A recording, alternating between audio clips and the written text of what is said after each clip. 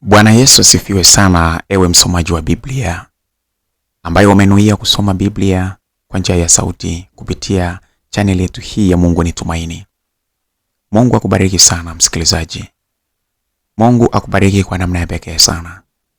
Karibu katika sura hii ya 39 ya kitabu hiki cha Mwanzo, mahali ambapo sasa tunaendelea na mwendelezo wetu wa kulisoma neno la Mungu.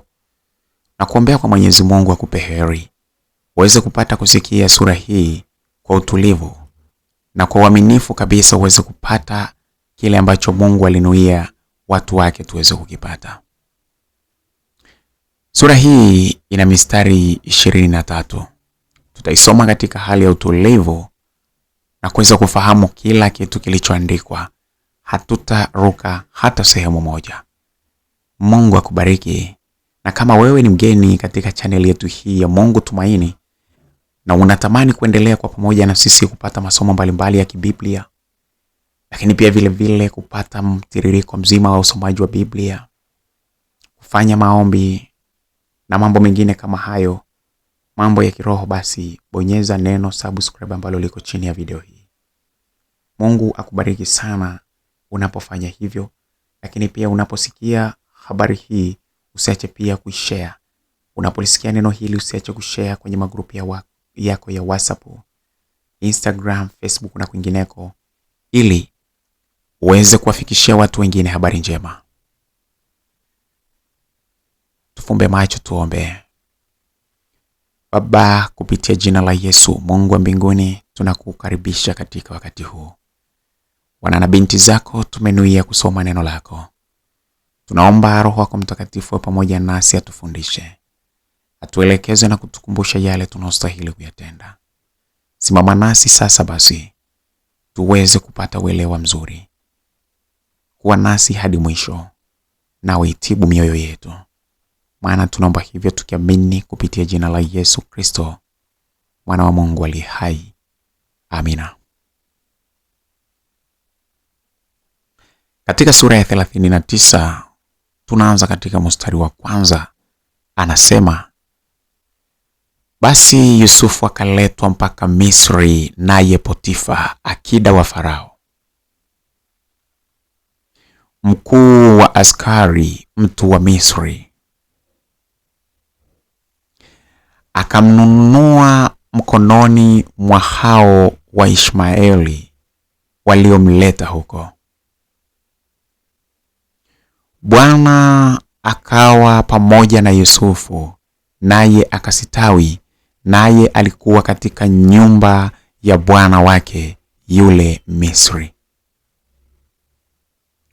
Bwana wake akaona ya kwamba Bwana yu pamoja naye, na ya kuwa Bwana anafanikisha mambo yote mkononi mwake. Yusufu akaona neema machoni pake, akamtumikia, naye akamweka awe msimamizi juu ya nyumba yake, na yote yaliyomo akayaweka mkononi mwake. Ikawa tokea wakati alipomweka awe msimamizi juu ya nyumba yake na vyote vilivyomo, Bwana Mungu akabariki nyumba ya yule Misri kwa ajili ya Yusufu. Mbaraka wa Bwana Mungu ukawa juu ya vyote alivyokuwa navyo katika nyumba na katika shamba. Akayaacha yote aliyokuwa nayo mkononi mwa Yusufu, wala hakujua habari za kitu chochote chake, ila hicho chakula alichokula tu. Naye Yusufu alikuwa mtu mzuri na mwenye uso mzuri. Ikawa baada ya mambo hayo, mke wa bwana wake akamtamani Yusufu, akamwambia, lala nami. Lakini akakataa, akamwambia mke wa bwana wake, tazama, bwana wangu hajui kitu kilichowekwa kwangu nyumbani, na vyote alivyo navyo amevitia mkononi mwangu.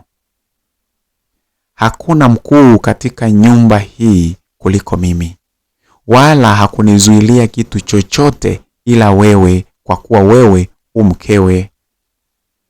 nifanyeje ubaya huu mkubwa nimkosee Mungu?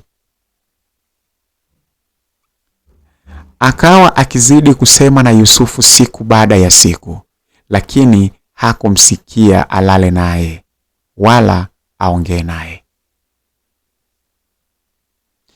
Ikawa siku moja akaingia nyumbani atende kazi yake, wala hapakuwa na mtu katika watu wa nyumbani humo ndani.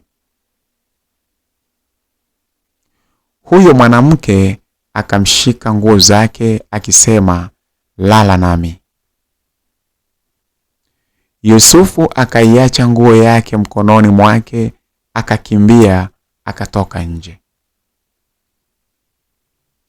Ikawa alipoona ya kwamba amemwachilia nguo yake mkononi mwake, naye amekimbia nje, akawaita watu wa nyumbani mwake akasema nao akinena, angalieni, ametuletea mtu Mwebrania tufanyie dhihaka. Ameingia kwangu ili alale nami, nikalia kwa sauti kuu. Ikawa aliposikia ya kuwa nimepaza sauti yangu na kulia, aliacha nguo yake kwangu, akakimbia akatoka nje. Basi akaiweka ile nguo kwake hata bwana wake aje nyumbani. Naye akamwambia kama maneno hayo akisema, yule mtumwa Mwebrania uliyemleta kwetu aliingia kwangu anidhihaki.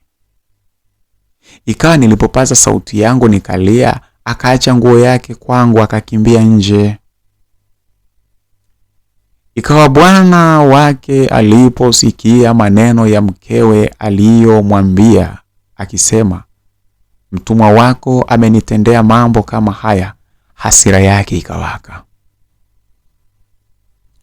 Bwana wake akamtoa Yusufu akamtia gerezani, mahali walipofungwa wafungwa wa mfalme, naye akawamo humo gerezani.